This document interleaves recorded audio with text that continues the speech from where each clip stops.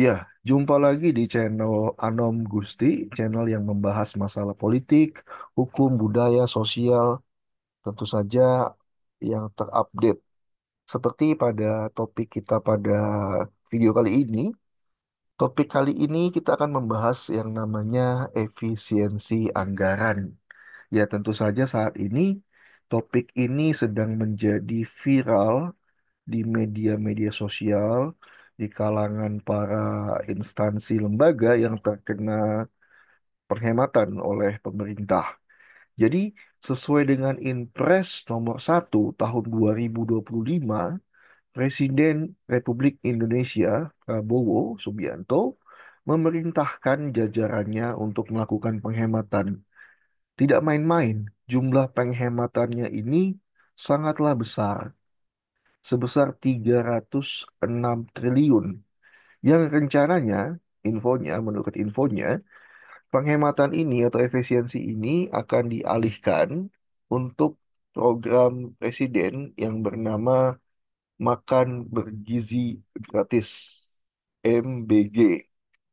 Ya, ini tentu saja hal yang mulia ya kalau memang benar-benar anggaran sebesar itu digunakan untuk membiayai makan bergizi gratis untuk anak-anak Indonesia, karena itu merupakan salah satu program unggulan Presiden Prabowo pada saat kampanye. Namun di satu sisi banyak juga yang melakukan kontra terhadap kebijakan ini karena bisa saja anaknya makan siang gratis di sekolah pada pagi hari, kemudian setelah pulang hari orang tuanya sudah tidak bisa memberi makan karena di PHK oleh perusahaannya atau oleh tempat dia bekerja. Nah, saya tidak membenarkan atau menyalahkan apa namanya efisiensi ini. Kita akan membahas efisiensi anggaran ini dari sudut pandang filosofi. Saya akan share screen supaya teman-teman juga mendapatkan point of view yang jelas dan mudah memahami apa yang saya sampaikan.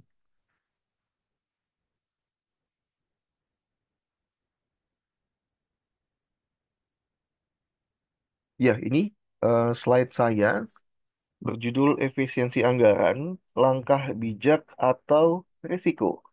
Suatu pertanyaan yang sangat sangat sulit untuk dijawab. Karena saya juga tidak akan menjawab, saya akan memberikan pilihan kepada pemirsa. Sebenarnya efisiensi anggaran ini suatu langkah yang bijak atau langkah yang beresiko. Oke? Nah, saudara sekalian, pemirsa channel Anom Gusti yang berbahagia, sebetulnya kalau kita kaji lebih dalam lagi, bahwa efisiensi anggaran ini merupakan suatu rutinitas yang dilakukan oleh pemerintah Republik Indonesia. Kita tahu sejak era COVID 2019, 2020, 2021 ini terjadi penghematan karena keadaan force majeure ketika itu. Ketika itu instansi pemerintah itu diminta untuk melakukan efisiensi yang dananya dialokasikan untuk anggaran COVID. Tentu saja ini tujuan yang mulia juga. Karena saat itu kondisi bangsa Indonesia ini sedang mengalami semacam wabah atau pandemi yang membutuhkan biaya yang sangat besar untuk penanganan wabah tersebut. Sehingga memang ketika itu masyarakat memaklumi, masyarakat oke-oke saja setuju dengan efisiensi yang dilakukan oleh pemerintah. Beda dengan kondisi sekarang di mana terdapat banyak kontra terhadap efisiensi anggaran yang dilakukan oleh presiden. Kenapa? Karena memang presiden punya program makan bergizi gratis untuk anak-anak sekolah SD, SMP, SMA di seluruh Indonesia. Tapi APBN ini tidak cukup untuk membiayai program besar Prabowo ini. Sehingga salah satu cara yang ambisius menurut saya, itu dengan melakukan efisiensi anggaran. Karena menganggap salah satu cara paling mudah untuk bisa mewujudkan program makan bergizi gratis ini, ya dengan melakukan efisiensi anggaran. Dan saya prediksi efisiensi anggaran ini akan dilakukan secara rutin. Tidak hanya kesempatan pada awal tahun 2025, tapi nanti selanjutnya efisiensi anggaran ini akan berlangsung terus tiap tahun. Karena apa? Karena keadaan APBN kita, APBN Indonesia ini tidak dalam kondisi yang baik-baik saja. Jadi seperti itu. Nah, kita akan bedah efisiensi anggaran ini dari tiga sisi. Yang pertama dari sisi penghematan. Definisi efisiensi itu, teman-teman, saya akan berikan ilustrasi. Kalau teman-teman punya target 10, diberikan waktu 10 hari, teman-teman bisa menuntaskan 10 pekerjaan itu selama 10 hari, maka teman-teman itu disebut efektif. Nah, tapi ketika teman-teman diberikan pekerjaan 10, kemudian diberikan waktu 10 hari, teman-teman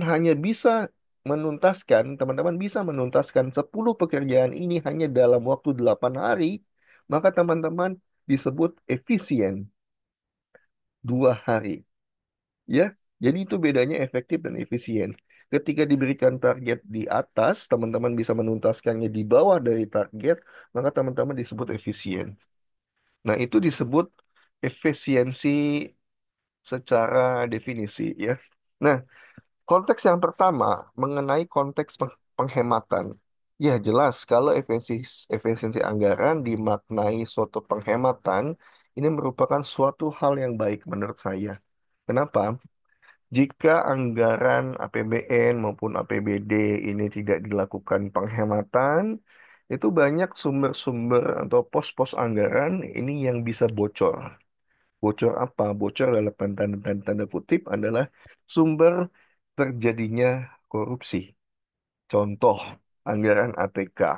Anggaran ATK ini adalah anggaran yang sangat mudah, ya, sangat mudah untuk dilakukan tindak pidana korupsi di sana. Misalkan belanja kertas 10 nyatanya, kemudian di SPJ-kan lebih dari 10. Itu salah satu tindakan koruptif yang menurut saya masih banyak dilakukan oleh eh, instansi-instansi lain ya, gitu. Nah, kemudian sumber lagi adalah perjalanan dinas. Nah, perjalanan dinas ini juga kadang tidak dilakukan dengan tujuan yang benar-benar urgent. Kebanyakan perjalanan dinas ini dilakukan untuk membagi-bagi jatah bagi pegawai-pegawai atau karyawan-karyawan untuk bisa melepaskan penat sejenak dari padatnya pekerjaan. Kemudian ada juga anggaran yang seperti melakukan rapat, paket meeting, rapat koordinasi, rapat evaluasi yang dilakukan di hotel-hotel mewah. Itu menurut saya memang salah satu pos yang harus dihemat. Makanya dari makna yang pertama efisiensi ini adalah makna penghematan. Saya katakan ini hal yang baik. Jadi efisiensi untuk anggaran-anggaran tersebut memang selayaknya untuk bisa dihemat, untuk bisa diefisiensikan. Jangan terlalu banyak perjalanan dinas, jangan terlalu banyak paket meeting di kantor di hotel mewah dan lain sebagainya. Itu hal yang baik. Nah, konsep yang kedua, efisiensi anggaran ini adalah konsep pengalihan ke program lain. Sebagaimana kita tahu contohnya, ya, contohnya tadi saya katakan di awal, ada efisiensi anggaran dialihkan untuk program COVID. Ada efisiensi anggaran dialihkan ke program makan bergizi gratis. Sebetulnya ini hal yang baik jika memang ada perencanaan di awal dan tidak membabi buta. Artinya, semua diukur, semua dihitung dengan cermat sehingga tidak ada yang dirugikan. Jika memang 306 triliun ini dialihkan semuanya ke makan bergizi gratis, akan ada sektor-sektor yang kena efisiensi ini yang akan berdampak secara signifikan yang mungkin kegiatan-kegiatan ini tidak akan optimal dilakukan. Oleh sebab itu, program efisiensi ini, pengalihan ini mesti dihitung lebih cermat. Apakah dengan melakukan efisiensi ini akan merugikan program yang ini dan lain sebagainya. Jangan sampai terjadi ketidakseimbangan. Nah, nanti kita akan bahas dalam filosofinya. Nah, yang ketiga, sebenarnya efisiensi anggaran ini itu uangnya ada atau tidak. Jangan-jangan memang APBN kita tidak cukup untuk membiayai kegiatan instansi selama 1 tahun ini. Ya ini kita tidak tahu, makanya saya bertanya, memang apakah benar-benar uang APBN kita itu tidak ada? Itu. Ini yang cukup menarik. Ini yang menjadi pertanyaan. Ada atau tidak? Yang bisa menjawab ini hanya pejabat pemerintah di Kementerian Keuangan ya. Tuh.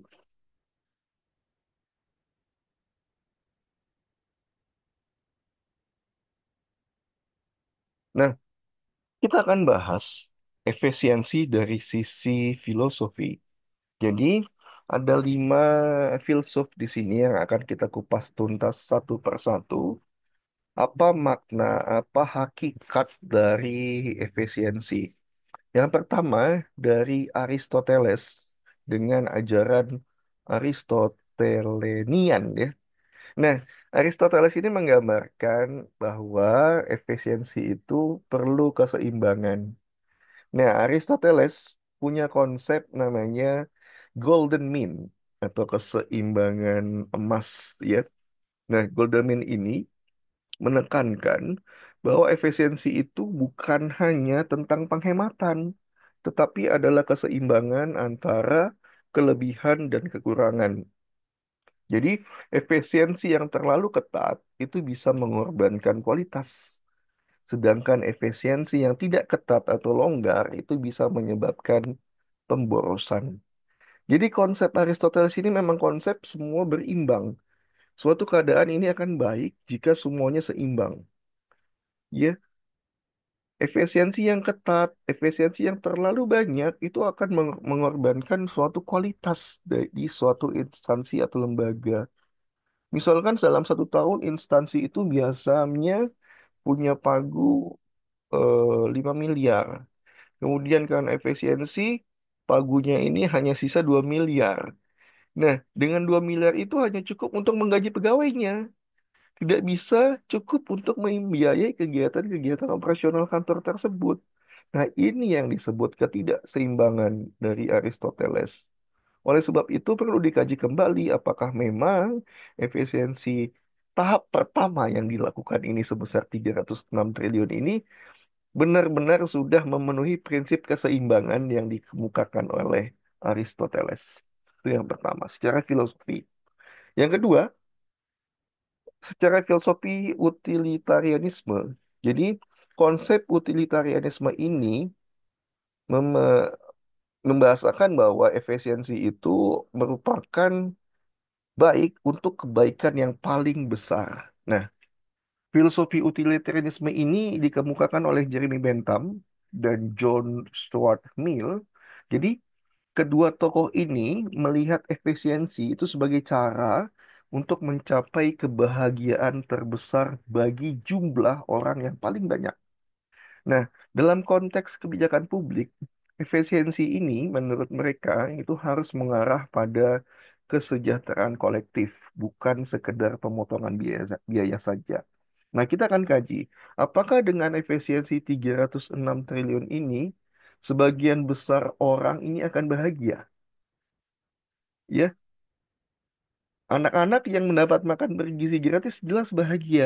Tapi apakah mungkin, ya, apakah dengan anak-anak bahagia, kemudian orang tuanya tidak bahagia karena dia di PHK, karena pendapatannya berkurang, karena tidak ada kegiatan, tidak ada proyek di hotel-hotel tempat dia bekerja, biasanya banyak paket meeting, kemudian tidak ada lagi paket meeting, tingkat hunian melemah, segala macam. Ya, jadi ada ada satu kebahagiaan dan ada satu kebahagiaan oleh anak-anak tapi tidak kebahagiaan bagi sebagian orang tua yang terdampak dari efisiensi ini. Nah, ini perlu dilihat ya apakah memang apakah memang efisiensi ini bisa membahagiakan orang yang jumlahnya paling banyak. Jadi ini perlu dikaji. Nah, yang ketiga, filosofi dari Konfusianisme. Dalam filosofi ini, maksudnya adalah efisiensi dan harmoni sosial. Dalam filosofi Konfusiisme, efisiensi ini tidak hanya diukur dari aspek material, tetapi juga diukur dari keseimbangan dalam masyarakat. Mirip Aristoteles tadi ya, keseimbangan ya. Jadi keputusan efisiensi ini harus mempertimbangkan harmoni sosial dan dampak terhadap komunitas, bukan hanya sebagai efektivitas dari ekonomi semata. Jadi dengan adanya efisiensi ini, apakah tidak ada gejolak sosial, apakah tidak ada dampak bagi suatu komunitas, ini perlu diperhatikan. Pada faktanya, pada faktanya ketika impres ini keluar, ini gejolak sosial makin membabi buta di media sosial, di koran, di media cetak, segala macam. Ini banyak yang protes, ya. Banyak yang protes terhadap efisiensi yang cenderung sangat besar ini dan tiba-tiba. Tentu saja banyak komunitas-komunitas yang terdampak pula akibat efisiensi ini. Ya, jadi perlu dikaji kembali ya. Jadi prinsip Konfusianisme ini, efisiensi ini jangan sampai mengganggu kondisi sosial masyarakat. Jangan sampai mengganggu komunitas-komunitas masyarakat seperti itu. Filosofi keempat menurut Weberian. Weberian ini adalah konsep rasionalitas dan efisiensi birokrasi. Nah, ini pas banget nih. Jadi, yang mengemukakan Weberian ini adalah tokoh yang bernama Max Weber. Dalam teori birokrasi modern, ini mengusulkan bahwa suatu efisiensi itu dicapai melalui sistem yang rasional dan terukur dengan jelas. Jadi Max Weber ini menekankan pentingnya aturan, spesialisasi, serta prosedur yang jelas untuk bisa meminimalkan kesalahan serta bisa meningkatkan produktivitas. Ya, jadi konsep atau filosofi efisiensi yang menurut Max Weber ini konsep yang benar-benar sudah terukur dengan jelas, sudah dihitung dampaknya, sudah dihitung mitigasinya, sudah dihitung manfaatnya dan lain sebagainya. Semuanya jelas dan terukur, baik dari sisi aturan, dari sisi spesialisasi, dari sisi prosedur atau caranya. Semua jelas. Jangan sampai adanya efisiensi ini itu dilakukan secara serampangan, tidak jelas anggarannya mau kemana. Ini efisiensi dari sumber yang ini belum jelas ini mau dibawa kemana gitu seperti itu.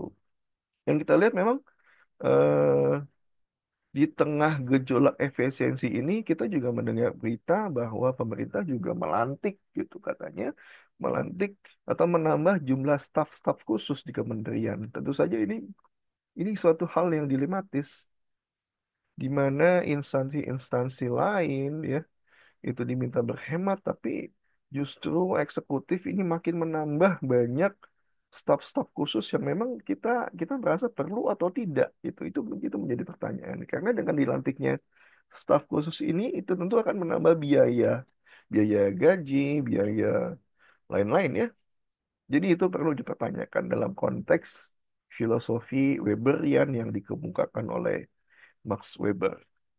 Nah, yang terakhir adalah filosofi dari Taunisme. Jadi efisiensi menurut Taunisme ini adalah efisiensi sebagai keselarasan dengan alam. Ini cukup menarik dalam filosofi Taoisme ini.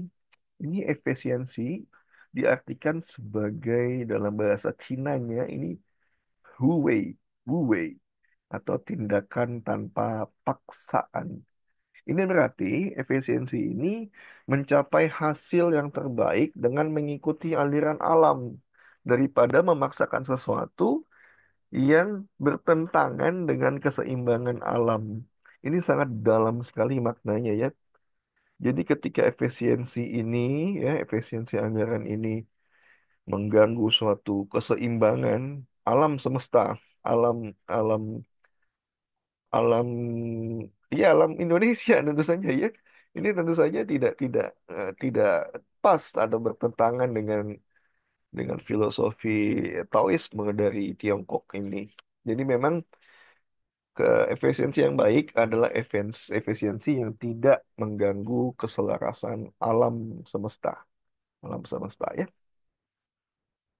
Ya, jadi kesimpulannya teman-teman sekalian pada video kali ini, ya saya tidak membenarkan atau tidak menyalahkan efisiensi, tapi yang jelas efisiensi bukan hanya soal pemotongan biaya saja atau penghematan tenaga saja, tapi efisiensi itu adalah tentang bagaimana kita bisa mencapai tujuan dengan cara yang paling seimbang, cara yang rasional dan berdampak positif bagi banyak orang. Filosofi efisiensi ini juga harus mempertimbangkan keseimbangan antara manfaat jangka pendek dan keberlanjutan di masa yang akan datang atau keberlanjutan pada jangka panjang. Jadi itu kesimpulan pembahasan kita tentang efisiensi pada video kali ini teman-teman semua. Semoga video ini bermanfaat dan jangan lupa subscribe channel kami untuk mendukung terus materi-materi terupdate dari channel ini. Demikian, salam sehat dan salam sukses untuk kita semua.